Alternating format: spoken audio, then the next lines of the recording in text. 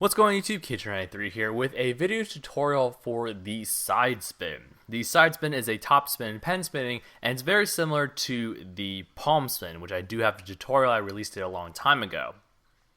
Before I begin this tutorial, I just want to say that I do think it's easier to learn the palm spin than the side spin, and therefore I think if you guys haven't learned the palm spin already, I strongly suggest you do that, learn that, and then come back to this video, because a lot of what the side spin has to offer is very similar to the palm spin, and the side spin is just ever so slightly more difficult in my opinion than the palm spin. So if you master the palm spin, the side spin should be pretty darn easy, or easier than if you hadn't learned it beforehand, right? So the side spin, first of all, looks like this.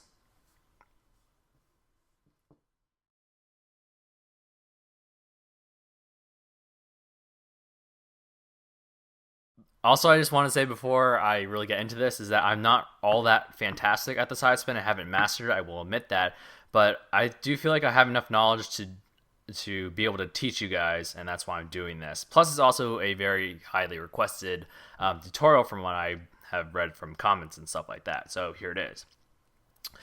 So the side spin starts in a kind of a modified pen holding position, which is like this, which means it's held gingerly between the index and the middle fingers like this, with the rest resting on the thumb flap.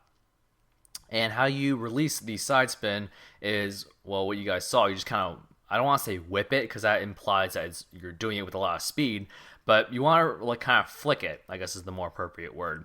You want to bend your wrist back, you want to push it forward, and then at the same time you kind of want to drop your your middle finger, or just release it from the grip between these two fingers here. So you just kind of want to go like that, which is a pretty simple motion really. And this is just the first, or the first half stage of the release. Obviously you need to get it from this position to this spinning position on your hand, and to do that, after you release it, once it gets to about 90 degrees, the pen gets about 90 degrees to your hand, meaning, looks kind of like that. I'm going to suggest that you turn your hand over as fast as the pen is spinning. Now, it's kind of a weird thing to say, because, the pen's spinning this way. How do you convert that to like this type of motion? Well, I don't really have a good answer for that, but it's just kind of eyeballing it. Like, if the pen's obviously spinning faster, you want to turn your hand over faster. If it's spinning slower, you turn your hand over slower, etc., etc. But considering that you're probably starting off slower anyway, you're going to have to turn your hand over slightly slower. Now, I must clarify that this isn't like the first part I showed you, this flick and the turnover are not two different motions. It's combined into one fluid motion. So it's not bam and then bam. That just doesn't make any sense. As with anything in pen spinning, it's a very fluid motion. So it's like bend back, release, and then let it spin, and then go like that. Now, it does look like I paused for a little bit, but trust me, the transition from here to here goes very quickly, even if you do it slowly. And I just demonstrated that pretty poorly. But anyway, what you do is, after you release it and then you turn your hand over. Actually, I should probably tell you first, this is why this is important. Center of the pen is right here, right? Right. So when you release the pen here, the center of balance is still here, and I'll try to trace it with my finger. But once it gets to about this 90-degree point, if it's spinning this fast, which is a lot slower than what normally is, because I'm obviously guiding to show you guys for teaching purposes, but the center of the pen will be here, and once it gets to about this 90-degree point, if you start to move your hand and the pen's still spinning, look what happens. The center of the pen is actually right where it needs to be to spin for it to be a side spin. And in case this wasn't clear already, the side spin is a top spin that spins on this part of your hand. This side of your hand is what's called a side spin. It's kind of on this fleshy part right underneath your thumb. So again, just to review that, the center of balance of the pen's here. As it's spinning, the center of balance is still here, but once it reaches that 90-degree point, by the time it takes you to rotate your hand over, the pen will continue to spin through, and then as you turn your hand over at the same speed that the pen is spinning, the center of balance will be pretty much at the prime spot where it needs to be balanced on your hand. So I hope that makes sense. Hope I don't have to explain it again. But again, bend back, release, and then I guess it's a lot easier said than done. But hopefully you understand why it's important to let go and then turn your hand over in one fluid motion. So if you guys are finding that the side spin tends to fall off towards either the pinky side of your hand, meaning towards your pinky, or falling towards you, that means that you are turning your hand over too soon. But if you do the side spin or you release the side spin and it tends to fall off the back of your hand, that means that you're turning your hand over too late. So obviously you want to try to reach somewhere in the middle. So the after you manage to at least get it on here, or at least I want to say, if you're just starting to get this trick and you get it to spin, but it kind of spins on your palm, I'm kind of okay with that because at least you have, the launch down, you have the initial push to the more or less ending position or place where you want to be. Plus, in most cases, if you do launch it from here, you can easily kind of put it into a combo. But if you want to do it as a finisher, you're obviously going to want it to be on here because it looks more impressive. But regardless, I just want you guys to try to get the spinning part down and having to spin on your hand somewhere, not necessarily flying off everywhere, which is probably the important part because obviously if you get it on your hand or if it spins on your palm, you at least have something to do if you're in the middle of a combo or something.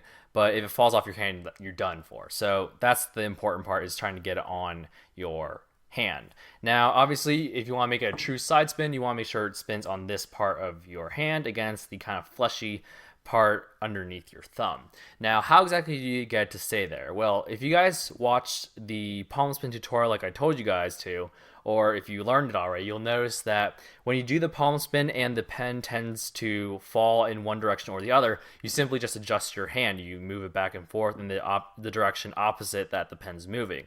So if the pen tends to fall forward, which for me it does a lot because I have my hand tilted forward a little bit too much more often than not, but if the pen, for example, starts to fall towards your fingers, you want to try to tilt your hand back. And this seems pretty intuitive, that if something's falling this way, you want to tilt it that way. It's more like a marble on a table to prevent it from falling off if you're tilting the table around. So that's pretty much all you need to do. All you need to know, really, the basics. The launch and then the spin on this part of your hand. And I guess something to keep your eye out for is making sure that your hand, or at least this part of your hand, is elevated above the rest of your hand, but also your forearm. And I do this a lot. This is actually the main reason why I fail at my side spins, is because I get to spin on this part of my my hand, but sometimes if I'm trying to, especially if the pen leans forward, like I said it does for most of the time, and I try to lean back, what happens is this back part of the pen will hit my forearm. So you want to keep in mind and keep an eye out for what you're doing with your hand and your forearm at the same time. If you are tilting back, you might want to like not really tilt your whole hand back, but maybe just kind of force the muscles in the front of your hand to go up a little bit, kind of like that. So that, I guess I should keep my palm up for that reason. But first of all, keep your arm elevated. So your hand's not like level like that. Keep it up, and then it should clear that. Now, if it does tend to tilt forward and you're trying to tilt it back, just give it enough of a nudge so that goes back here. But it's not so much. Don't keep your hand up long enough so that when the pen spins here, it'll hit your forearm. Okay, that's something that I've noticed is very important. You want to make sure you keep your forearm out of this so that the pen doesn't collide with your forearm and then cause the pen to fly for your hand.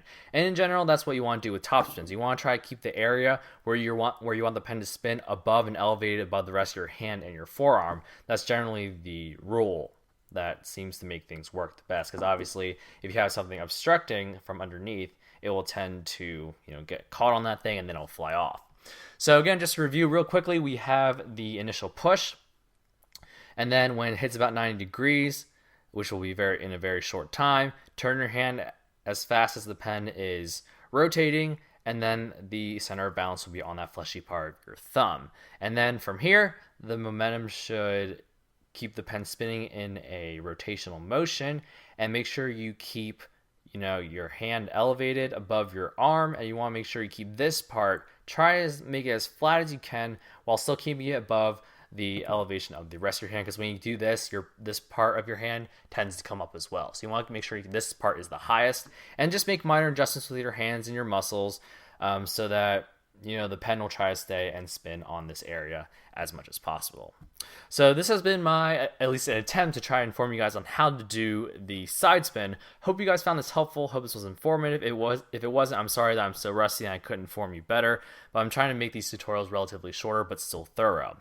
So anyway, thanks for watching, guys. I appreciate the patience you guys have had with me throughout this, I guess, past school year. Sorry that I haven't released more tutorials, but this will be the first of many that I'm planning to release this summer.